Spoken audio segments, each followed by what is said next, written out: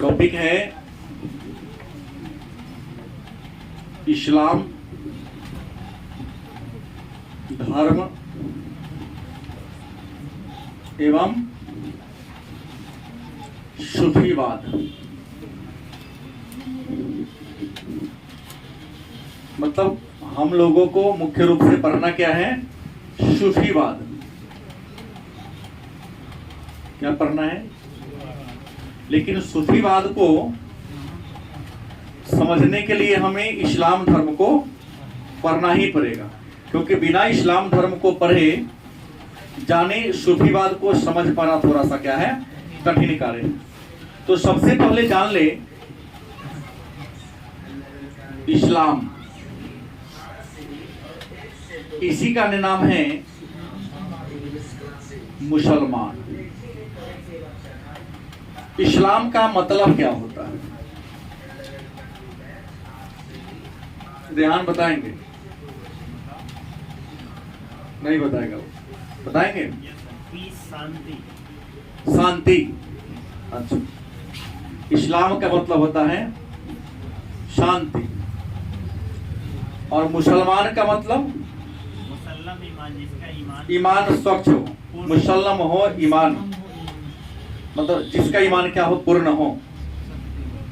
नहीं, आसान शब्द में कहा जाए,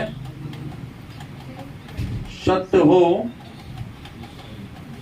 जिसका ईमान। ईमान में क्या? विचार। मतलब पूर्णतः ईमानदार को, पूर्णतः सत्य के मार्ग का अनुसरण करने वाले को मुसलमान कहते हैं। हमने ऐसा नहीं कहा कि सब होता नहीं है, ये तो विवाद का मुद्दा हो गया, डिबेट का। लेकिन हमने शब्द का अर्थ बताया।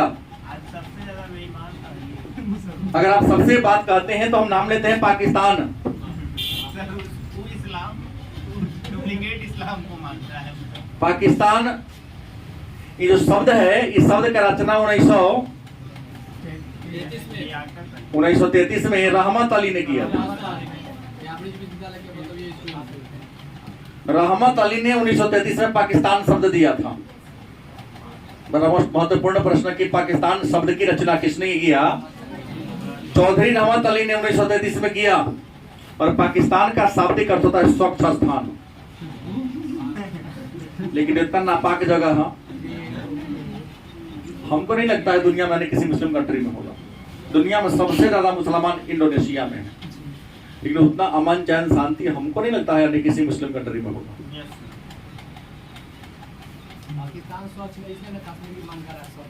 स्वच्छता तो डिमांड नहीं करता, जगह के लिए नहीं करता। खैर, मुद्दे पर आइए। हमको इनसे लेना देना नहीं है, हमें लेना है इस्लाम मतलब मुसलमान। आपने कहा इस्लाम का मतलब शांति होता है, सत्य हो जिसका ईमान, मुसल्लम हो जिसका ईमान, पूर्ण हो जिसका ईमान, उसी को हम मुसलमान कहते हैं। इस मुसलमान धर्म में जो सबसे बड़े भगवान हैं अल्लाह कहते हैं, एक एक वही है। और अल्लाह नहीं हो, सीधे अल्लाह, ठीक है, अल्लाह बनेगा, अल्लाह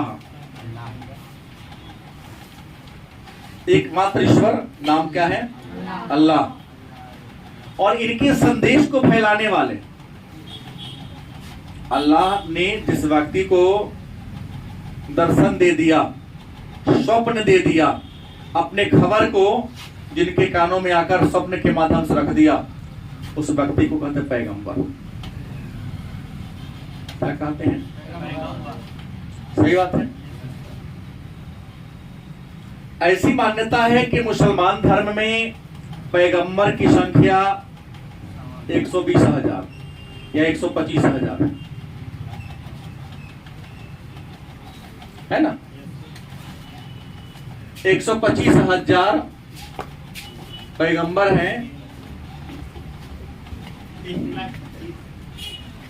इसमें सबसे जो बड़े हैं, पहले हैं आदम, अली, इस्लाम, लोग का मानना है। और अंतिम जो पैगंबर है हजरत मोहम्मद साहब। हजरत मोहम्मद साहब इस्लाम धर्म के या मुसलमान धर्म के अंतिम पैगंबर, मतलब अल्लाह के संदेश को आम जनता तक, आवाम तक पहुंचाने वाला। लेकिन अगर रियल में कहा जाए तो इस्लाम धर्म के वास्तविक संस्थापक मोहम्मद साहब ही हैं। इसलिए अन्य पैगंबरों के बारे में पाठ्य पुस्तक में ज्यादा डिटेल्स चर्चा नहीं किया गया है। इस्लाम धर्म का विस्तार सबसे ज्यादा पैगंबर हजरत मोहम्मद साहब के काल में हुआ, इसलिए इनके जीवन चरित्र को हम लोग जानेंगे। और इनके मरने के बाद किसी भी मुसलमान को अल्लाह का ने अपना पैगंबर घोषित नहीं किया। तो मोहम्मद साहब के इंतकाल के बाद, मतलब मृत्यु के बाद, इस्लाम धर्म में क्या क्या बदलाव आया, यही हमको पढ़ना है सूफीवाद के माध्यम से। तो पहले हम जान ले कि ये इस्लाम धर्म के प्रवर्तक, वास्तविक संस्थापक कौन है? मोहम्मद साहब। मन में प्रश्न होगा कि ये मोहम्मद साहब थे कौन? तो प्रारंभ में तो इस्लाम धर्म के ना कोई पैगंबर थे, ना संस्थापक थे। ये भी एक हमारे और आपके तरह क्या थे? आम इंसान थे। नीचे बैठो।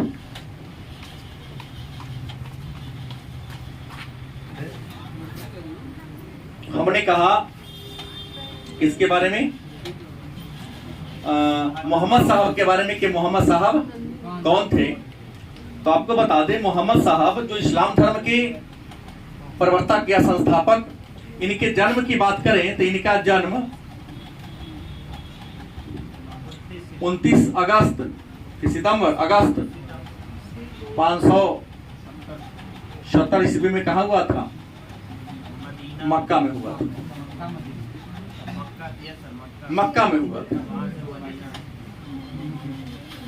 बद्दू जनजाति के कुरैशी कबीला में। बद्दू जनजाति के कौन कबीला में? कुरैशी कबीला में जन्म हुआ था। इनके पिता अब्दुल्ला और माता का नाम था अमीना। पिता अब्दुल्ला, माता अमीना। जन्म के बाद इनके माताजी का देहांत हो जाता है। पिताजी ने इनका पालन पोषण किया। उसके बाद पिताजी की मृत्यु हो जाती है। इनका पालन पोषण दादा ने किया। दादा का नाम था अब्दुल मुतालिब। अब्दुल मुत्तलिब इनके कौन थे? दादा थे। और बाद में चाचा इनका पालन पोषण किया, जिनका नाम क्या था? अबू तालिब। चाचा थे इनके। मैं आपको बता दूं कि इनका बचपन बड़ा ही परेशानियों से गुजरा। गलेरिया का जीवन बिताया इन्होंने। चाचा दादा के काल में अच्छा पालन पोषण हुआ, लेकिन इनकी चाची इनके साथ अच्छा व्यवहार नहीं करती। इन्होंने कम उम्र में ही घर को क्या कर दिया? त्याग दिया। और घर को त्यागने के बाद छोटा मोटा नौकरी कर लिया। और 25 वर्ष की अवस्था में खादीजा, जो मक्का के सबसे बड़ी बिजनेसमैन, एक विधवा महिला थी, उससे क्या कर लिया? निकाह कर लिया। खादीजा से विवाह के बाद इनको एक बेटी हुई। बेटी का नाम रखा फातिमा। बेटी का क्या नाम था? फातिमा। और अपने बेटी का विवाह जिससे किया था, तो इनके दामाद का नाम क्या था? अली। खदीजा इनकी पत्नी थी। विवाह के बाद एक बेटी हुई, नाम रखा फातिमा। फातिमा का विवाह किससे करा दिया? अली से करा दिया। और फातिमा और अली के 2 संतान हुए। एक का नाम था हसन, दूसरे का नाम क्या था? हुसैन। 570 में जन्म हुआ था। और कहानी बता दो, 612 ईस्वी में मक्का में एक पहाड़ी है, हीरा की पहाड़ी या हेरा की पहाड़ी। हीरा की पहाड़ी है मक्का में। उस हीरा की पहाड़ी में इन्हें ज्ञान की प्राप्ति हुई थी। और ज्ञान की प्राप्ति के बाद इन्होंने इस्लाम धर्म की स्थापना किया। और मक्का में पहले मूर्ति पूजा होता था। मक्का के लोग भी, मुसलमान भी पहले लगभग 360 देवी देवता की पूजा करते थे। मोहम्मद साहब ने उसका क्या किया, विरोध किया। इस विरोध के कारण कुछ लोगों ने मोहम्मद साहब को मक्का से मदीना की ओर जाने के लिए मजबूर कर दिया। उस विरोध के कारण 622 ईस्वी की कहानी है कि मोहम्मद साहब मक्का से कहाँ चले गए, मदीना। मक्का से मदीना चले गए और मदीना को नबी का शहर कहा जाता है। मक्का से कहाँ गए, मदीना गए, और मदीना गए तो वहां बहुत सारे लोगों ने इनका क्या किया, भव्य स्वागत किया।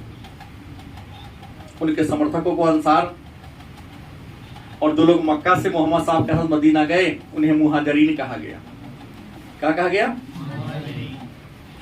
मक्का वासियों, मदीना वासियों की सहायता से मोहम्मद साहब ने 628 में एक युद्ध लड़ा था जिसका नाम था खंदक का युद्ध।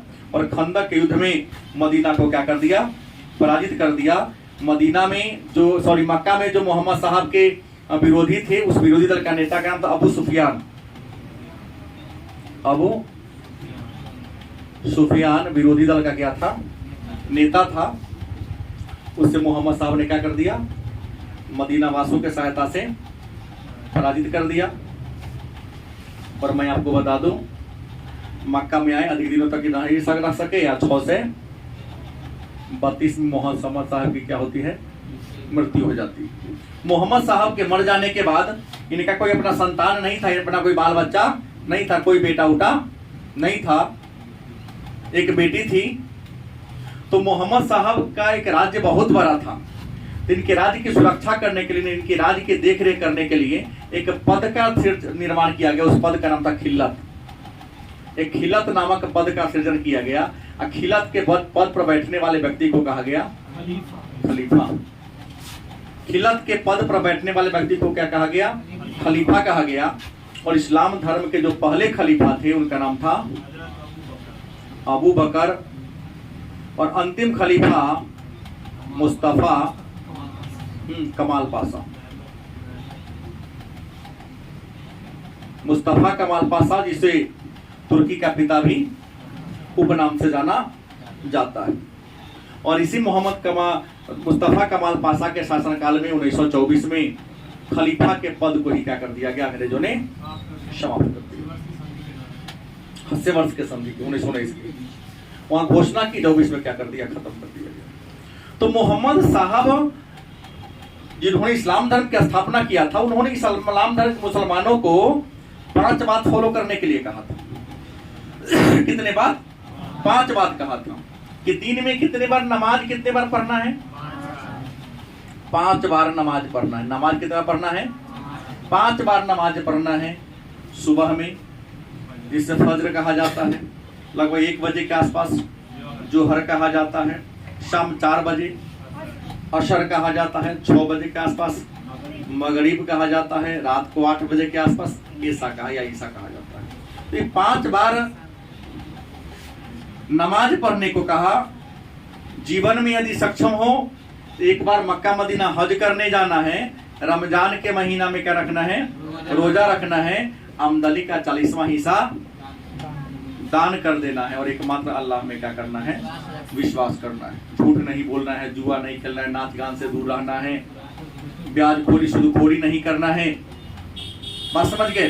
ये सारी बातें मोहम्मद साहब ने अपने शिष्य समर्थक मुसलमान को कहा। लेकिन मोहम्मद साहब के मर जाने के बाद उनका उत्तराधिकारी कौन बना, खलीफा।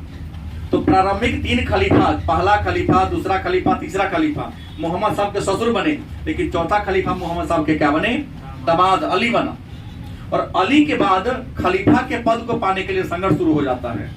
खलीफा के पद को प्राप्त करने के लिए ही उमैयद क्रांति हुई, अब्बासी क्रांति हुई। मोहम्मद साहब के दामाद की हत्या कर दिया गया।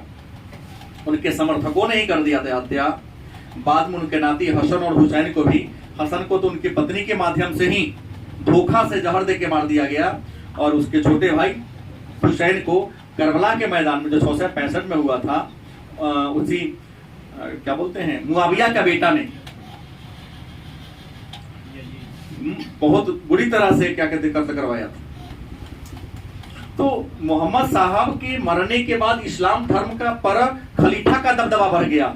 और ये लोग कुरान के नियमों में कई प्रकार के बदलाव करना क्या कर दिया, शुरू कर दिया। अपने हिसाब से एक आध नया दोहा हुआ कलमान वाले क्या कर दिया, शुरू कर दिया। और जानबे करते हैं आज का समय है कि झूठ बात को प्रमाणित करने की कोई जरूरत नहीं है, सच को प्रमाण करना पड़ता है। उदाहरण कहोगे कैसे आप कर रहे हैं, तो आप तो क्या करो, कबाड़ बेचने जाओ, लोहा में कबाड़ बेचने जाओ, कुछ नहीं चेंज करेगा, 1 किलो है तब 20 रुपया दे देगा। और सोना बेचने जाओ तो कई प्रमाण लेगा, छुड़ेगा, पीटेगा, जलाएगा। मतलब झूठे आदमी को प्रमाण की कोई जरूरत, लेकिन जो इंसान सच है उसको लाखों प्रकार के, अनेकों प्रकार के प्रमाण देने की जरूरत होती है। वही बात हुआ, कई प्रकार की बातों को चेंज कर दिया, लेकिन चेंजिंग को सभी आदमी स्वीकार नहीं किया। बहुत सारे मुसलमानों ने उस चेंजिंग का क्या किया, विरोध किया, और विरोध करके समाज को ही क्या कर दिया, त्याग दिया। देखा कि हमारा चलने वाला नहीं है, तो विरोध किया, और विरोध करते हुए समाज को क्या कर दिया, त्याग दिया। और समाज को त्याग कर एकांत में रहने लगा। कहाँ रहने लगा, एकांत में रहने लगा, और एकांत में अपना घर बना लिया। क्या बना लिया, इनके घर को कहा गया खानकाह। क्या कहा गया, एकांत में घर बनने उसे कहा खानकाह। खुरदरे वस्त्र, ऊनी वस्त्र पहनने लगा, और नृत्य संगीत भजन कीर्तन के माध्यम से अपने अल्लाह का गुणगान करने लगा। हिंदू और मुसलमानों में जो बेमनुष्यता की भावना बढ़ गई थी, उस बेमनुष्यता को क्या करना शुरू कर दिया, दूर करना शुरू कर दिया। तो उसी इस्लाम धर्म में जो कुछ मंडूकताएं आ गई थी, जो कुछ कमियां आ गई थी, उस कमियों से तंग आकर कुछ मुसलमान समाज को छोड़ दिया, एकांत में अपना घर बना लिया, जिसे खानकाह कहते हैं, और वहीं पर आकर अपने अल्लाह का गुणगान करना क्या कर दिया, प्रारंभ कर दिया, शुरू कर दिया। उसी मुसलमान को हम सूफी संत कहते हैं। क्या कहते हैं, सूफी का संत कहते हैं। और सूफी संत के जो विचार होते हैं, जो सिद्धांत होता है, उसको सूफीवाद कहते हैं। ऐसे सूफी जो है ना, यह अरबी भाषा का शब्द है। इसका और अरबी भाषा का शब्द सूफ से निकला है, जिसका मतलब क्या होता है, ऊन होता है। सूफी संत खानकाह में रहते थे, और जब सूफी संत मर जाते थे तो मरने के बाद उनको दफना दिया जाता था। उनके कब्र को कहते हैं मजार या दरगाह कहते हैं। सूफी संतों के कब्र को क्या कहते हैं, मजार या दरगाह कहते हैं। सूफी संतों के मजार पर, माने कब्र पर क्या लगता है, मेला लगता है, उसको उर्स कहते हैं। और सूफी संतों के मेला पर जो यात्रा लोग करते, घूमने जाते हैं, उसे जियारत कहते हैं। उस यात्रा को हम जियारत भी कहते हैं, देखने जाना, यात्रा पर घूमने जाना। पहले सूफी संतों की संख्या क्या थी, कम थी। जैसे अपने समाज में भिखारियों की संख्या कम थी। देखा कि बहुत बढ़िया बिजनेस है भिखारी, बिना मेहनत के 1000-2000 कमा लेता है। मैंने आज दिनों का वैकेंसी आएगा, हम तो कई बार बोले वैकेंसी का टेंडर लेगा, जानकी मंदिर में, पटना हनुमान मंदिर में, वो सीट खाली 15,000 का महीना देंगे, खाना तो फिर मिलेगा, कोई दे देगा। खड़ा होके क्या करना, भीख मांगना है। क्योंकि आज कई बार अखबार के माध्यम से सुनने को मिलता है कि 5 स्टार होटल के मालिक अपने होटल के सामने भीख मांगता है। कहते हैं मतलब पुराना बिजनेस है, इसी से 5 स्टार होटल बना है। हिंदुस्तान के ही कई लोग ऐसे हैं। तो हमने कहा कि ये सूफी संत के कब्र पर, जो मजार पर जो यात्रा होती है, उसको हम जियारत कहते हैं, मेला लगता है उसे कहते हैं। सूफी संत के कब्र को मजार या दरगाह कहते हैं, उनके निवास स्थान को खानकाह कहते हैं। मठ नहीं चलेगा, मठ ईसाई धर्म में जाइए, मठ या हाँ ईसाई धर्म में जाइए, नहीं मंदिर है। अब लोग आसानी से लोग कह देता है, वो अलग बात है, मठ मंदिर कहने के, लेकिन मठ शब्द का प्रयोग ईसाई में आता है। ये भी नन, ये सब उससे जुड़ा हुआ शब्द है। फिर मुद्दे पर आइए।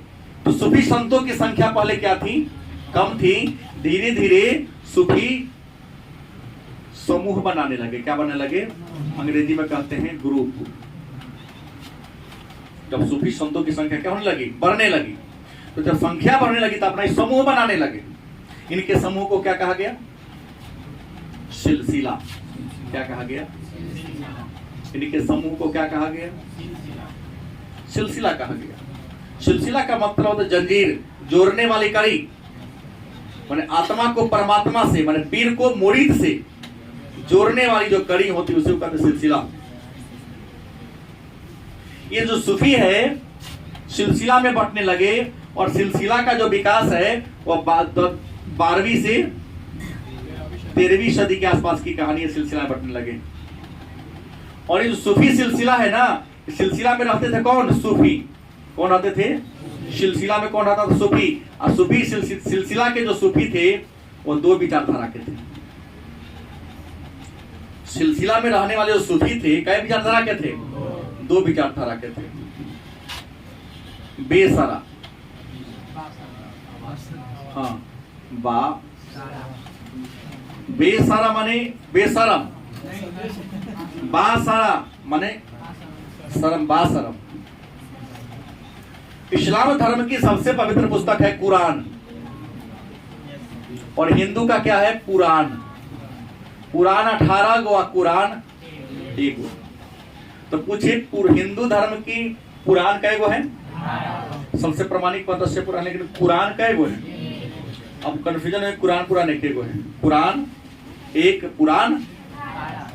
तो कुरान के नियमों को आंख बंद कर मानने वाले को नहीं भाई बासरम, तब ना जो मोहम्मद साहब ने कहा उनके बाद को लाजहू मान रहे हैं। कुछ ऐसे हो गए जो कुरान के नियमों को अपने हिसाब के अनुसार से चेंज कर देते थे, कर दिया बेशरम। बेसरा माने सर में लिहाज गंवा दिया, पूर्वजों के परंपरा को भी। तो जो कुरान के बात को 100% मानता था उसे कहा गया शरीयत को फॉलो करता है। हाँ, जो शरीयत को नहीं मानता, कानून को नहीं मानता है। अब बापे के नमस्कार सलाम, बाप खड़ा है, बेटा बैठा है, उस बेशर्मी नहीं कहा जाएगा। मैंने इसलिए पहले कह दिया बेशरम, बाशरम। आप लोग कैटेगरी का था ये सब। कै दिन पर आएला ये मुलिया तक के नाम हंसा देगी। हमने कहा बेशरा और बाशरा, आप लोग उम्मीद है समझ गए होंगे। अब एक बात और डाल लीजिए, इस सिलसिला में जो सूफी रहते थे 2 प्रकार के थे। आता है वो हमारे मार्ग के, यहाँ हम तो आए हैं वहां से, अजमेर शरीफ से आए हैं।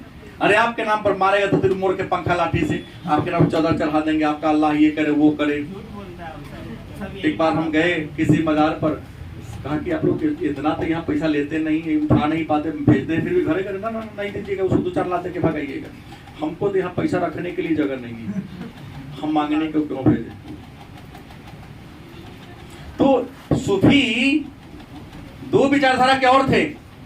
पहला कौन था? मुकीम। दूसरा कौन था? मुकीम। दूसरा कौन था? मुस्फिरीन। कहिएगा सर, मुकीम किसे कहते हैं? मुकीम किसे कहते हैं? मुस्फिरीन किसे कहते हैं? तो इस्लाम धर्म के कानून को आंख बंद कर मानने वाले, इस्लाम धर्म के कानून को आंख बंद करके जो मानता था उसे क्या कहा गया? क्या कहा गया? आज जरा मन हुआ इस्लाम धर्म के कानून को माना, जिसको मन ना हुआ नहीं माना उसे क्या कहा गया? सॉरी, उल्टा बोला गया। मुकीम कहा गया अस्थायी रूप से रहने वाले। ऊपर के बार दिमाग था मेरा, माने खानकाह में अस्थायी रूप से। कुछ ऐसे संत लोग हमारे हैं जो अपने कुटिया से आश्रम से कहीं ना, जो तुमको जरूरत है मेरे पास आओ, ऐसे संत को कहा गया। जो घूम घूम के भ्रमण करते रहते हैं वैसे संत को कहते हैं। तो घुमक्कर सूफी को, अस्थायी रूप से रहने वाले को मुकीम कहा गया। संसार में अगर पूरे संसार की बात करते तो सूफी सिलसिला को विचारधारा के आधार पर 12 भागों में बांटा गया है। विद्वानों ने सूफी सिलसिला को उनके विचार के आधार पर कितने भागों में बांटा गया? 12 भागों में। लेकिन हमने कहा विश्व में है, इंडिया में केवल सूफियों की 4 सिलसिला ही आया, लेकिन सबसे फेमस सिलसिला बना चिश्ती सिलसिला। चिश्ती का है। कौन है पीर तुम्हारा? पीर कौन है तुम्हारा? हैं? कहाँ वाले? अजमेर वाले। मैंने कहा कि सिलसिला कितने भाग में बटे हुए हैं? इंडिया में कई गो आया? अब कहेंगे इंडिया में जो 4 गो आया, वो चारों कौन कौन है? तो इंडिया में सिलसिला है 12 गो, लेकिन इंडिया में है 4 गो। एक में बात करते हैं चिश्ती, दूसरा सुहरावर्दी, तीसरा है नक्शबंदी, चौथा है कादरी।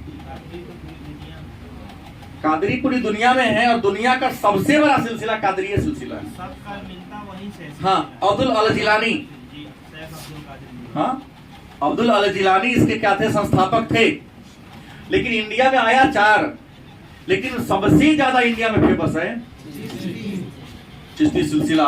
और चिश्ती सिलसिला के संस्थापक ख्वाजा मोइनुद्दीन।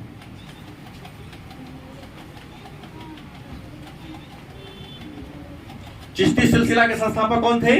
ख्वाजा मोइनुद्दीन चिश्ती। या मोहम्मद गोरी के शासनकाल में इंडिया आए थे। मतलब मोहम्मद गोरी का इंडिया पर जो अटैक हो रहा था, आक्रमण हो रहा था, उसी मोहम्मद गोरी के काल में ख्वाजा मोइनुद्दीन चिश्ती कहाँ आए थे? इंडिया आए थे। और ये कहाँ रहते थे? अजमेर में। मतलब ख्वाजा मोइनुद्दीन चिश्ती का दरगाह कहाँ था? अजमेर में। कभी मर गए तो इनका कब्र भी बना दिया गया। तो ख्वाजा मोइनुद्दीन चिश्ती का खानकाह और दरगाह कहाँ है? अजमेर में है। और चिश्ती सिलसिला के संस्थापक सबसे बड़े सूफी। इनकी दरगाह पर, इनके मजार पर यात्रा करने वाला दिल्ली का पहला राजा मोहम्मद बिन तुगलक। और अकबर इनके दरगाह पर 14 बार गया था। कहते बहुत बड़ा डेंग दे दिया था उपहार में। मैंने तो कड़िया ना टप, जिसमें सब्जी भात भोज भात बनता है। इस घर में वैसा 2 घंटे का इतना बड़ा है। एक बार खिचड़ी बन जाता है तो दिन भर। और आज तक अकबर के मरे हुए मोटा मोटी आज से 5-6 साल 100 बस हो गया, लेकिन आज तक वो बर्तन सुरक्षित है। अभी भी है, खिचड़ी अभी भी बनता है उसमें। तो क्या बनेगा? मेरा कहना है कि अब जाइएगा जहाँ लाखों लोग चल रहा है और वहां कहोगे कि हमको चावल दाल सब्जी मिले बढ़िया, सब 2 प्रकार के पकवान फिर मिलेगा। वो तो एक बार बिना कटले रखा गया, इतना बड़ा है कि अपने सब गल जाता है। बगल में होटल जहाँ पेमेंट करना पड़ेगा। हाँ, अमृतसर स्वर्ण मंदिर में जाओगे तो वहां जो लंगर चल रहा है, तुम्हारी इच्छा है खिचड़ी खाओ, तुम्हारी इच्छा है चावल खाओ, तुम्हारी इच्छा है रोटी खाओ। तो वहां तो 2.5 करोड़ के रोटी पकाने वाला मशीनें रख दिया गया। सारा काम मशीन करता है, इंसान करता कहाँ है? इंसान केवल उसमें कमांड देता है।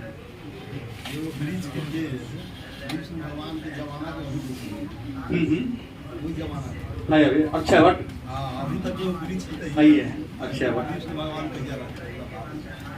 तो हमने कहा ख्वाजा मोइनुद्दीन चिश्ती।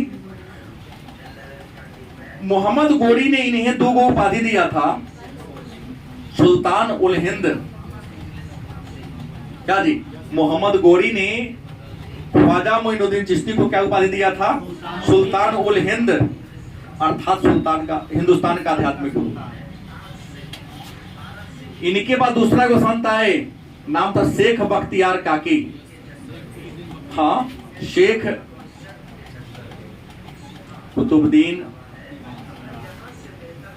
बख्तियार काकी। शेख कुतुबुद्दीन बख्तियार काकी या इल्तुतमिश के शासन काल में इंडिया आए थे। किसके काल में? इल्तुतमिश के शासन काल में इंडिया आए थे। और इंडिया में आके कहां रहे? दिल्ली में रहे। दिल्ली को अपना केंद्र बना लिया और दिल्ली को ही अपना केंद्र बनाकर लगा अपने विचारधारा को फैलाने। और इन्हीं से कुतुबुद्दीन बख्तियार काकी के नाम पर दिल्ली सल्तनत में गुलाम वंश के संस्थापक कुतुबुद्दीन ऐबक ने दुनिया का सबसे ऊंचा मीनार खड़ा कर दिया। उस मीनार का नाम क्या है? कुतुब मीनार। तो हाँ, इस्लामी शैली बना हुआ है। तो कुतुब मीनार कहाँ है? दिल्ली में। दिल्ली के मेहरौली में है। बनाया कौन? तो ऐबक ने बनाया। कौन बनाया? ऐबक मतलब कुतुबुद्दीन ऐबक। किसके नाम पर? शेख कुतुबुद्दीन बख्तियार काकी के नाम पर। तो कुतुबुद्दीन ऐबक ने कुतुब मीनार दिल्ली में नींव रखा, लेकिन पूरा वो नहीं करा सका। उससे पहले ही मोरा पर से गिर के मर गया। उसको पूरा कराने का काम उसका दामाद इल्तुतमिश ने कराया। गलत या सही? इनको भाग्य बंधु भी कहा जाता है। शेख कुतुबुद्दीन बख्तियार काकी को क्या कहते हैं? भाग्य बंधु भी कहा जाता है। तीसरा संत है शेख फरीदुद्दीन गंज शकर। फरीदुद्दीन गंजे, इसको बाबा फरीद भी कहते हैं। बाबा फरीद के नाम से भी क्या करते हैं? ये आपको बता दें, आगरा में, दिल्ली में रहते थे। यह भी कहाँ रहते थे? दिल्ली में। इनकी खासियत थी कि इनका जो पत्नी थी एक बाबा फरीद की, और दिल्ली के राजा बलबन की बेटी, जिसका नाम क्या था? हुजैरा। मतलब इन्होंने दिल्ली के राजा की बेटी से निकाह किया हुजैरा से, इसलिए थोड़ा ही फेमस हो गया। बाकी धर्म के क्षेत्र में इनकी खास उपलब्धि नहीं है। हालांकि इन्होंने काम किया, लेकिन राजा से जुड़ गए और नाम क्या हो गया? फेमस हो गया। चौथा एक आए थे जो सबसे महान हुए, नाम था शेख निजामुद्दीन। शेख निजामुद्दीन औलिया। बहुत लंबा नाम है। मोहम्मद बिन अहमद दनियाल अल बुखारी। थोड़ा देर में आ रहे हो? थोड़ा देर में आ गई। मोहम्मद बिन अहमद दनियाल अल बुखारी इनका पूरा नाम। कोई दिक्कत? दिल्ली में रहते थे, और दिल्ली में रहते हुए कई बार पूछा गया प्रश्न है कि वह कौन सूफी संत था जो दिल्ली के 7 सुल्तानों के शासनकाल को देखा था। मैंने दिल्ली में 7 को राजा रहा, कुर्सी पर बैठा, मर गया, तब तक क्या थे? दिल्ली के 7 सुल्तानों के शासनकाल को कौन देखा? शेख निजामुद्दीन औलिया। और इनका एक चेला है, नाम सुना होगा हमने आपने, अमीर खुसरो। अमीर खुसरो, जिन्हें हिंदुस्तान का तोता कहते हैं। हिंदुस्तान का तोता अर्थात तोती हिंद किसे कहते हैं? अमीर खुसरो को। ग्वालियर में इनका कब्र है। केकर चेला थे? बहुत सुंदर गाते थे, इसलिए इनको हिंदुस्तान का तोता कहा जाता है। ये शेख निजामुद्दीन औलिया का कब्र भी, मैंने मजार भी दिल्ली में है और खानकाह भी। और इनके दरगाह पर एक मेला लगता है, उस मेला का नाम फूलों वाली सैर। नहीं, निजामुद्दीन औलिया की दरगाह कहाँ है? और इनके दरगाह पर मेला लगता है, उस मेला का नाम क्या है? फूलों वाली। खासियत है, जो भी है दरगाह पर घूमने जाता है गुलदस्ता लेके जाता है, क्योंकि इनको गुलदस्ता बहुत पसंद है। ये इतना ज्यादा फेमस हो गए कि दिल्ली के राजा था, नाम क्या था? गयासुद्दीन तुगलक। दिल्ली के एक राजा थे जिनका नाम था गयासुद्दीन तुगलक। इन पर क्या कर दिया था? FIR कर दिया था। कैसे कर दिया? कितना फेमस हो गए थे कि राजा को लगा कि तो ये फेमस हो जाएगा तो हमारा नाम कौन लेगा, FIR कर दिया। लेकिन संत होते हैं। एक बार की कहावत है, कहानी है कि गयासुद्दीन तुगलक लड़ाई करने जा रहा था। कहां? बंगाल। कहा जा रहा था? तो गयासुद्दीन तुगलक बंगाल जा रहा था। इस बात की जानकारी शेख निजामुद्दीन औलिया को मिली। तो शेख निजामुद्दीन औलिया ने अपना एक मुरीद माने चेला होता है, मुरीद माने क्या होता है?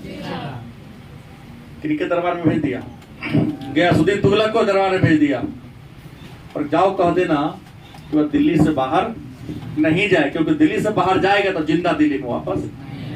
इस बात को बुझाया नहीं। सोचा क्या कि लगता है कि लड़ाई में हार जाएंगे, लेकिन हुआ क्या? इनके बात को नहीं समझा, क्योंकि औलिया ने तो कहा कि दिल्ली से जाएगा तो दिल्ली में जिंदा वापस। ये नहीं कहा था कि तुम लड़ाई में हारोगे या जीतोगे। ये क्या हुआ? दिल मुंहजोरी से गया, क्योंकि रास्ता जलता था। एक केस कर दिया था, सोचा कि हमारा विरोधी है इसलिए ऐसा कह रहा है। लड़ाई करने गया, लड़ाई में क्या हो गया, जीत के लौट रहा था। लेकिन लौटने से पहले राजा थे ना, राजा नहीं चाहता किसी संत की हमारे हाथ से हत्या हो। तो दिल्ली में पहुंचने से पहले गयासुद्दीन तुगलक ने अपना सिपाही भेजा किनके दरबार में, शेख निजामुद्दीन औलिया के दरबार में।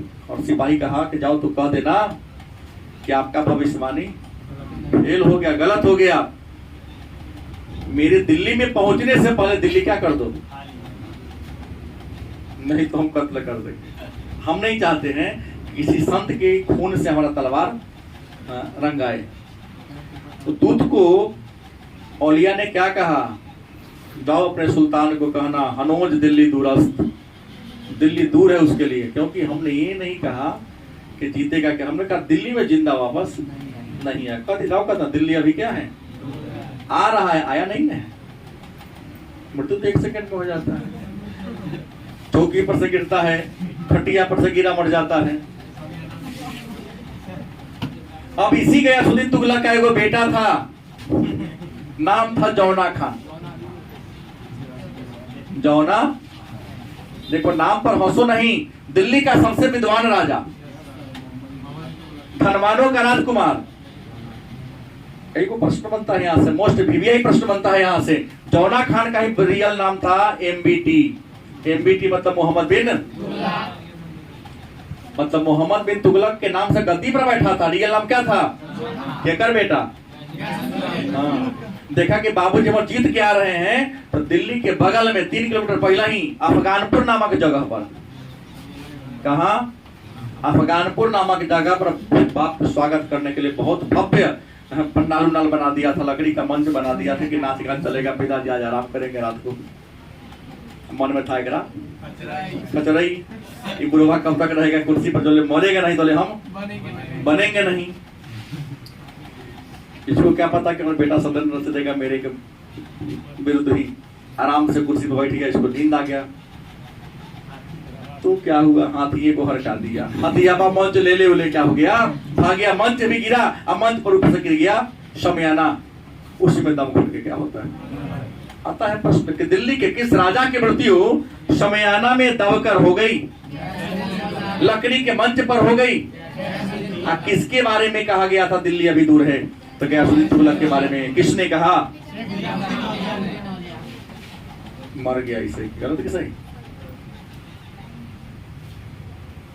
इसके बाद इस निजामुद्दीन औलिया का एक चेला है, 5वां नाम है शेख बुरहानुद्दीन, ना शेख बुरहानुद्दीन, यह भी दिल्ली में ही रहते थे। और दिल्ली में तुगलकाबाद नामक जगह पर आते थे। इनके सिद्धांत को, इनके विचारों को सबसे प्रिय चेला था। तो अलग गुरु के मर जाने के बाद उनके सिद्धांत को खूब प्रचार प्रसार किया। और 6ठा जो है शेख सलीम चिश्ती, शेख और फेमस।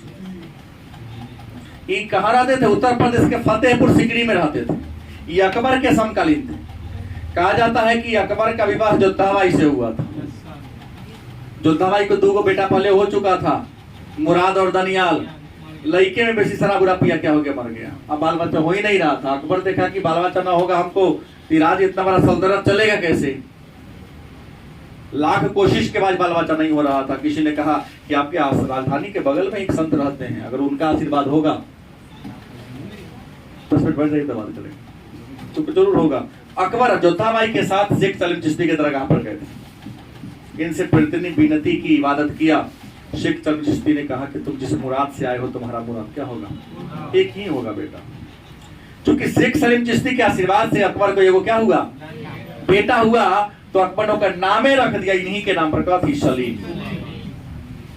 तो दिल्ली के किस राजा का नाम एक सूफी संत के नाम पर रखा गया, सलीम।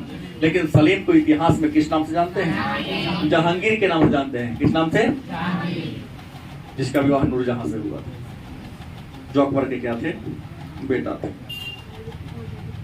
बाकी तो ये सिलसिला है आया कि जितना फेमस ये है उतना ही फेमस नहीं है। सुहरावर्दी की बात करते हैं तो सुहरावर्दी सिलसिला का बहाउद्दीन जकारिया प्रचार कौन किया था?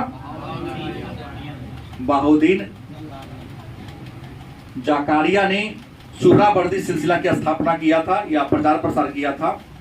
लेकिन इस शाखा के रियल प्रवर्तक इंडिया में किया था, लेकिन इस शाखा के रियल में पूरे संसार में फैलाने वाला स्थापना करके नाम था शिहाबुद्दीन सुहरावर्दी। संसार वाला कौन था? शिहाबुद्दीन, हाँ, बुद्दीन सुहरावर्दी थे। इस सिलसिला के एक संत थे, नाम था शेख मूसा। ये हमेशा महिलाओं के ड्रेस में रहते थे। इनका मानना था कि परमात्मा लिंग भेद नहीं करते हैं। हाँ, हमेशा स्त्री के वेश में नाच गान करके अपने परमात्मा को नृत्य संगीत में मैक्सिमम समय अल्लाह मस्जिद में नाचते गाते ही रहते। उसका नक्शबंदी सिलसिला की बात करते हैं तो अकबर के जीवन काल के अंतिम समय में आया था और भारत में इस सिलसिला के संस्थापक कौन थे? ख्वाजा बकी बिल्लाह। ख्वाजा है, हाँ, बकी बिल्लाह। अकबर के काल में, किसके काल में? जब मरने पर सो गया, तो अंतिम दिनों में भारत में आया था। ज्यादा प्रचार प्रसार हाँ नहीं हो सका था। संगीत का विरोध किया था,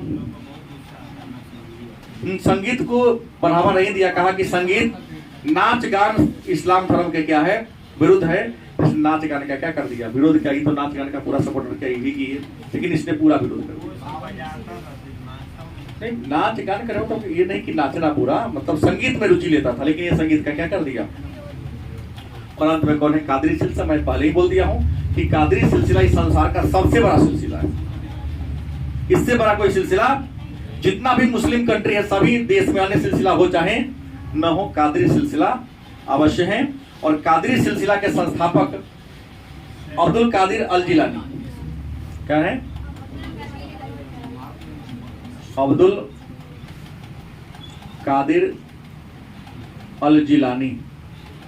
ये कादरी सिलसिला के संस्थापक थे, लेकिन कहाँ? इराक में। कहाँ? और भारत में मोहम्मद गौस थे। और मुगल वंश के एक राजा थे, दारा शिकोह शाहजहां का बेटा। वह इसी सिलसिला में क्या करता था? विश्वास करता था।